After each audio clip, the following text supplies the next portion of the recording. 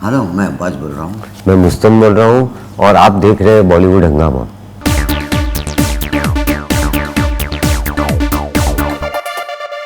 ये हमारी बहुत खुशकिस्मती है कि आज हमारे साथ में है एक ऐसा डायरेक्टोरियल डुओ जो कि बहुत सालों से फिल्में बना रहे हैं, थ्रिलर्स बना रहे हैं, ब्लॉकबस्टर्स बना रहे हैं एंड मोस्ट इंपॉर्टेंटली आज भी they are relevant, which is I think extremely difficult as well as important that 25 साल के बाद भी आज भी वो रेलिवेंट है। अब्बास भाई, मस्तान भाई, huge pleasure to have you guys on Bollywood Hungama first of all. And मेरा पहला सवाल आपसे यही होगा कि दैट जैसे मैंने कहा कि दैट इस इंडस्ट्री में बहुत ही कम लोग ऐसे होते हैं जो कि एक लंबे टाइम के लिए एक लंबी पारी खेल पाते हैं। नहीं तो कुछ फिल्में चली 5-6 साल 10 साल, उसके बाद फिर कहानी ख़त्म हो जाती है। लेकिन आप लोग चाहे खिलाड़ी हो और चाहे रेस हो, एक डिमांड होना बहुत ज़रूरी है कहीं ना कहीं। आप लोग डिमांड में हमेशा रहे हैं कि एक अब्बास मस्तान की अगर फिल्म है तो कुछ ना कुछ डेफिनेटली होगा, पब्लिकली डेफिनेटली कुछ ना कुछ होगा। And it's not easy sir, it is definitely not easy. तो ये कैसे आप लोगों ने मैनेज किया, कैसे आपने मेंटेन किया है? देखो, हमने मैंने से ज़्यादा पहले तो ऊपर वाले की बहुत बहुत दया है। क्या बात है कि ऐसा हम लोग है अभी तक जी। और चल रहे हैं, पहले तो वो है। तो इतने 25 साल हो गया है, 25 से 30 साल हो गए हमको। हमारी कैरियर हमने शुरू की थी, पहले गुजराती फिल्में थी, 1-2 बनाई जिसमें ब्रेक मिला हमको जी। पहले अब्बास कुछ अलग डायरेक्ट करने वाला था, मैं अलग इंडिपेंडेंट डायरेक्शन करना चाहता था। पर जिस प्रोड्यूसर ने हमको ब्रेक दिया उसने बोला कि एक काम करिए कि आप इंडिपेंडेंट मत करिए, आप अगर जॉइंट हो तो मैं आपको ब्रेक देता हूँ। ऐसा तो हम लोग actually we are born and brought up in Mumbai only, but उन्होंने बोला कि गुजराती फिल्म आप करेंगे दोनों। तो हमने बोला देखो, मीडिया सेम है, फिल्म मेकिंग सेम है, कोई भी लैंग्वेज की फिल्म हो कोई फ़र्क नहीं पड़ता है। तो हमने गुजराती से कैरियर शुरुआत की।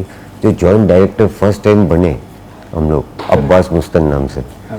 तो वो हमारी पहली कैरियर की शुरुआत थी।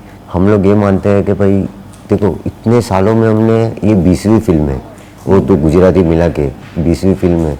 तो बहुत से लोगों ने हमको कहा कि भाई ये 25-30 साल के कैरियर में आपको 50 फिल्में बनानी चाहिए थी या 40 एटलीस्ट बनानी चाहिए थी, तो अब तक इतनी कम फिल्म। तो हमको क्या होता है, देखो हम लोग फिल्म का क्या रिलीज़ पे नतीजा होगा या फिल्म का क्या होगा वो सोचे नहीं। हमने फिल्में वही बनाई जो हम कन्विंस थे, हमको कन्विक्शन था कि ये चीज़ ये बनाएंगे तो अच्छा लगेगा। उसकी फिक्र नहीं की कि ये फिल्म चलेगी कि नहीं चलेगी, बिल्कुल। कि वो तो फ्राइडे आता है, फिर लोगों के ऊपर डिपेंड करता है कि भाई लोगों को अच्छी लगी नहीं लगी। बिल्कुल। तो हमको जो दिल को अच्छी लगी फिल्में, वही फिल्में हमने बनाई। और आज तक जो आपने बोला कि भाई आज तक रेलेवेंट है और आज भी हम लोग चल रहे हैं, तो अपने आप को टेक्नोलॉजी वाइज हमेशा अपडेट रखते हैं। करेक्ट। यूथ में ज़्यादा घूमते हैं ताकि मालूम पड़े कि भाई आज के यंगस्टर को क्या चाहिए, टेक्नोलॉजी वाइज उनकी सोच क्या है। आज सोशल मीडिया है तो हम भी कनेक्टेड रहते हैं कि भाई उनको क्या चाहिए, कैसे चाहिए। तो वो सब चीज़ें अपने आप अपडेट रखना बहुत ज़रूरी है, तो उनके साथ साथ चल सकेंगे। आवाज़ में ये सवाल मैंने आपसे पहले भी पूछा था जब हम लोगों ने प्लेयर्स के लिए आप लोगों का इंटरव्यू किया था। एंड बहुत से लोगों को हैरत होती है इस चीज़ पे, बहुत से लोग ताज्जुब करते हैं इस बात के ऊपर कि दैट आप लोग सफ़ेद कपड़े पहनते हैं, दामन पाक साफ है माशाल्लाह, लेकिन आपकी जो फिल्में होती हैं बहुत ग्लैमर से भरपूर होती हैं, बहुत ही फास्ट पेस होती हैं। जो लेडीज़ होती हैं बहुत ही ग्लैमरस तरीके से प्रेजेंट की जाती हैं, चाहे वो बिपाशा बासु हों, कटरीना कैफ हों, इवन कियारा बहुत खूबसूरत तरीके से मशीन में प्रेजेंट की जा रही हैं। हमेशा से आपकी फिल्मों में जो औरतें हैं बहुत ही ग्लैमरस तरीके से प्रेजेंट की जाती हैं। ये एक तरीके का एक मिस्ट्री है आप लोगों के बारे में कि आप लोगों को देख के कोई यकीन नहीं करेगा कि यार they can present their women so glamorously. ये क्या राज है भाई, आपने क्या छुपा के आपने रखा हुआ है दुनिया से अब तक? नहीं, हम लोग जब स्क्रिप्ट बनाते हैं ना, तो हम लोग का वे ऑफ प्रेजेंटेशन ऐसा है जी। हम लोग जो प्रेजेंट करते हैं कि ये लड़की कैरेक्टर है, इसको हमको किस तरीके से प्रेजेंट करना चाहिए जी, और उसमें किस तरीके से स्टाइल लानी चाहिए। ये हम लोग भले स्टाइल हमारे में हो कि नहीं हो, लेकिन हम लोग विजुअलाइज करते हैं ऐसे राइट। कि ये पिक्चर इस पिक्चर बननी चाहिए। जब हम लोग रेस बनाए या कोई भी पिक्चर अजनबी बनाए या ऐतराज़ बनाए, तो हम लोग ने ऐसा सोचा लार्जर देन लाइफ होनी चाहिए पिक्चर। ऐसा नहीं, ये खाली होता है तरीका वे ऑफ प्रेजेंटेशन का कि कोई भी एक्टर काम करते हैं तो उन लोग बॉबली रोल करते हैं, ऐसा करते हैं। लेकिन हम लोग की कोई पिक्चर में लड़कियां काम करती है तो थोड़ी सी वॉकिंग स्टाइल, थोड़ा सा एटीट्यूड, बॉडी लैंग्वेज वो हम लोग किस तरीके से उसको प्रेजेंट करते हैं। करेक्ट। प्रेजेंटेशन का बहुत इम्पोर्टेंट है।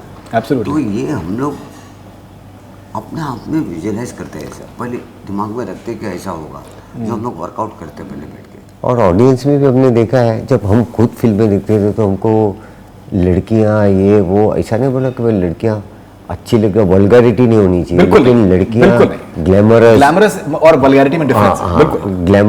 ग्लैमरस लगनी चाहिए, स्टाइल लगनी चाहिए, एटीट्यूड होना चाहिए, ये होना चाहिए। वो हम लोग फिल्में देखते थे, हम लोग विजय आनंद साहब के बहुत बड़े फैन हैं। तो उनकी फिल्में देखते थे तो उनकी जो एंटरटेनमेंट वैल्यू, गाने, ग्रैंडर सब देखते थे, तो वो हम लोग हमारे दिमाग में कहीं ना कहीं वही चीज़ घूमती रहती। ज्वेल थीफ, तीसरी मंजिल, जॉनी मेरा नाम, उनकी कितनी सारी फिल्में हैं। बिल्कुल। तो हम लोग बस उनके फ़ैन रहा करते थे और उनको मालूम था कि थ्रिलर जॉनर की फिल्म अगर उस वक्त हमको इतनी समझ नहीं थी कि हम लोग एक फिल्म 8-9 बार क्यों देख रहे हैं, सस्पेंस खुल गया। हालांकि तीसरी मंजिल में मालूम था कि प्रेमनाथ साहब विलन है, नेगेटिव वो कर रहे, फिर भी हमने 10 बार क्यों देखी फिल्म। तो उसमें कुछ और भी खूबियाँ थी। रिपीट वैल्यू क्या है, तो गाने, एंटरटेनमेंट, विजुअल्स, ग्लैमर सब कुछ होता था उनको। नहीं तो हम लोग ऐसे सोचते थे कि जब प्रेमनाथ मर्डरर है तो दूसरा एक्टर क्या रिएक्शन दे रहा है, वो हम लोग सब मार्क करते थे। अच्छा, तो अगर सेकंड टाइम देखते हैं तो ये कैरेक्टर मर्डरर है तो ऑडियंस को शक इसके ऊपर जाना चाहिए, तो ये वो क्या रिएक्ट कर रहा है। तो सेकंड टाइम के अंदर सब देखते थे कि सबके रिएक्शन क्या क्या है। ऑडियंस को चीट फील नहीं करना चाहिए, ऑडियंस को कभी चीट फील नहीं करना चाहिए, रियल लगना चाहिए। एंड ये आपने बहुत अच्छे आपने बात बताई, चाहे खिलाड़ी हो, बाजीगर हो, हमेशा रेस हो, रिपीट वैल्यू डेफिनेटली उसमें रही है, inspired of the fact that उसमें लोगों को पता चल जाए जाने के बावजूद कि सस्पेंस खुलने के बावजूद, which is wonderful in its own way as well.